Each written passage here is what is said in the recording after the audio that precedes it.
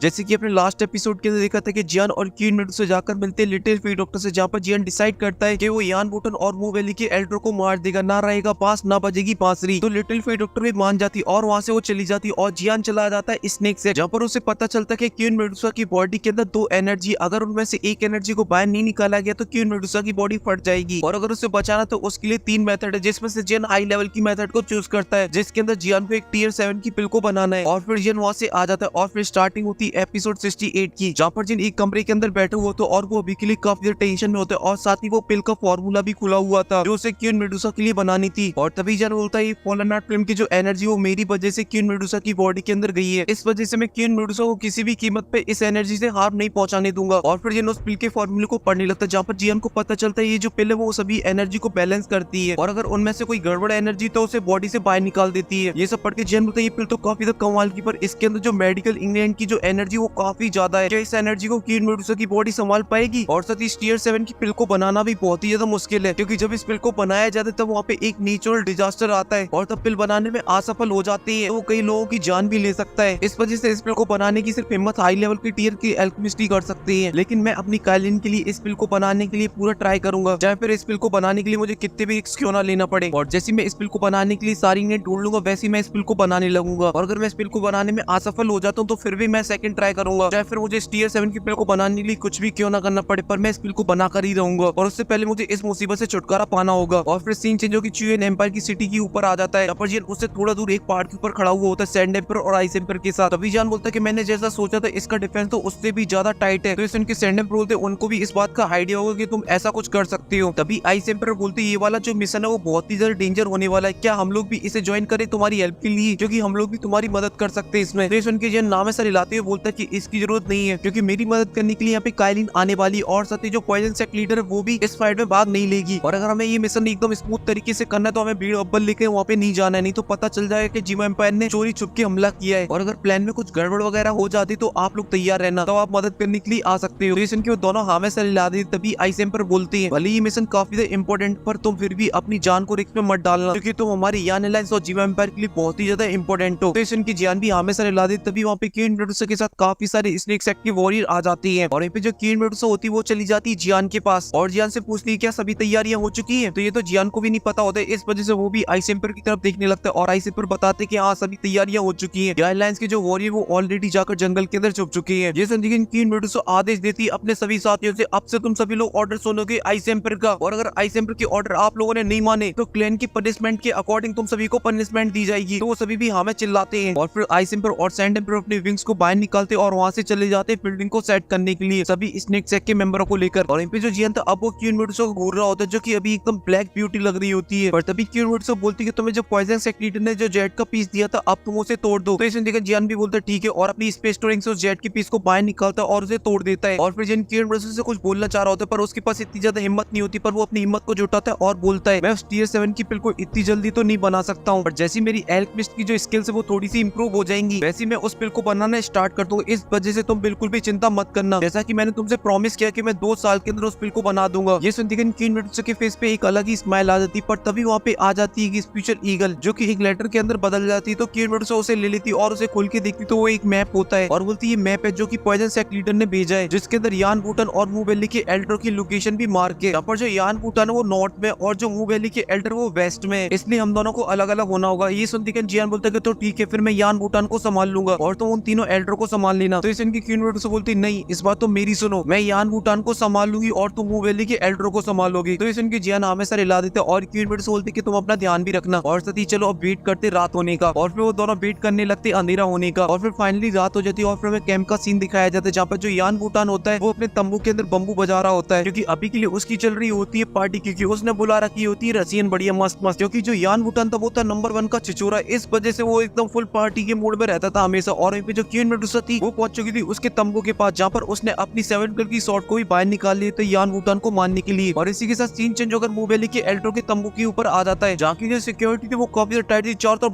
बोरी खड़ी हुए थे, और जिन्होंने सभी को चकमा देकर आगे बढ़ता जा रहा होता है, और जो गार्ड थे वो आसमान से भी निगरानी रख रहे होती है। और तभी उन दोनों गार्डों में से एक को कुछ नीचे महसूस होता है, तो वो जियान की साइड देखने लगता है। तभी दूसरा गार्ड उसके पास आता है और बोलता है क्या हुआ। तो वो गार्ड बताता है कि मुझे लगता है कि नीचे कुछ गड़बड़ है, इस वजह से हमें थोड़ा सा केयरफुल रहना होगा। और फिर वो दोनों वहाँ से अलग अलग डायरेक्शन में चले जाते जाती है। और वहीं पे जो जियान था उन सभी लोगों से बढ़िया एकदम लुक्का छुपी खेल रहा होता है और कोई भी जियान को नहीं पकड़ पा रहा होता है। और फिर फाइनली जियान पहुंच जाता है उन तीनों एल्डर के तंबू के ऊपर, जब जिन उन तीनों एल्डर को देखता है जो कि बैठे हुए कल्टीवेशन कर रहे होती है। और वहीं पे वो दोनों एल्डर थी वो अपनी पावर टाइगर एल्डर की बॉडी के अंदर डाल रहे होते हैं जिससे वो हील कर पाए उसे, क्योंकि जियान के उस हमले की वजह से वो काफी जख्मी हो चुका था। और वहीं पे जिन ये सब देख के बोलते हैं इनकी जो सीक्रेट तरीके की टेक्निक है वो तो काफी ज्यादा कमाल की है, ये तो उसकी मदद से अपने साथी को भी हील कर सकते हैं। और वो दोनों एल्डर हील कर रहे होते हैं टाइगर हेड एल्डर को, तभी बियर हेड एल्डर बोलता है अब तुम कैसे, तो टाइगर हेड एल्डर बोलता है कि अब मैं काफी हद तक रिकवर हो चुका हूँ, पर पूरी तरीके से रिकवर होने के लिए मुझे मूव वैली से आ रही और टियर 6 पिल को खाना होगा, जिसके बाद मैं पूरी तरीके से रिकवर हो जाऊंगा। और पे तंबू के ऊपर एक गार्ड आ जाता है जिस वजह से जियान होता है वो छुप जाता है जाकर, और उन सभी गार्डों को देखते हुए बोलता है यहाँ पर जो पैरा वो बहुत ही ज्यादा स्ट्रिक्ट है, इस वजह से मुझे अपने काम को जल्द से जल्द खत्म करना होगा। और पे लॉयन हेड एल्डर बोल रहा होता है मैंने कभी सोचा भी नहीं था कि उस बच्चे के पास इतनी ज्यादा खतरनाक टेक्निक होगी। तभी दूसरा एल्डर बोलता है हम लोग इसलिए आ रहे क्योंकि हमने उसे थोड़ा सा कम आंक लिया। फिर इनके दूसरे एल्डर होते हैं हाँ तुम बिल्कुल सही बोल रहे हो, पर इस बार जब हम लोग अपनी पूरी पावर को रिकवर कर लेंगे और फिर जब हम जीवा एम्पायर के ऊपर हमला करेंगे तब हम उसे बिल्कुल भी नहीं छोड़ेंगे, चाहे फिर हमारा साथ पॉइजन सेट दे या ना दे उससे कोई फर्क नहीं पड़ता, हम अकेले यान लाइंस को पछाड़ देंगे और फिर हम पूरे जीवा एम्पायर पे अकेले राज करेंगे। ये सुनकर जो जियान होता है वो अपने 3 मिस्ट्री चेंजेस को एक्टिवेट कर लेता है जिस वजह से जियान की पावर होती है कई गुना बढ़ जाती है और साथ ही 3000 लाइट मूवमेंट की स्पीड को एक्टिवेट कर देता है और हमला कर देता है टाइगर हेड एल्डर के ऊपर। पर तभी उसे बचाने के लिए बाकी के दोनों एल्डर आ जाते और जियान के साथ फाइट करने लगते और उनके बीच में लगे